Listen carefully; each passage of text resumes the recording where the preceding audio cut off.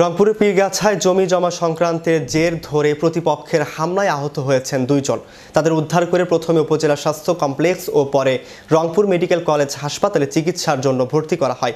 ঘটনাটি ঘটেছে উপজেলার সদর ইউনিয়নের নগর জিতপুর গ্রামে। এই ঘটনায় আহত আনোয়ার হোসেনের মা আনোয়ারা বেগম বাদী হয়ে পীরগাছা থানায় এজাহার দায়ের করেন।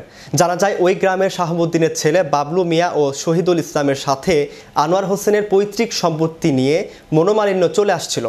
এর জের ধরে গত মঙ্গলবার বিকেলে আনোয়ার হোসেনের বসত বাড়ি সংলগ্ন দোকানের সামনে তাকে অকথ্য ভাষায় গালিগালাজ করে অতর্কিতভাবে হামলা চালায় বাবলু মিয়া, শহীদুল ইসলামের ছেলে রাশিদুল ইসলাম, জহির উদ্দিনের ছেলে নূর আলম।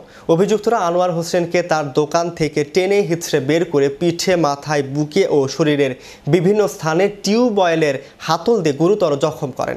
আনোয়ার হোসেনের চিৎকার শুনে তার স্ত্রী সোনালী বেগম এগিয়ে আসলে তাকেও আঘাত করেন অভিযুক্তরা।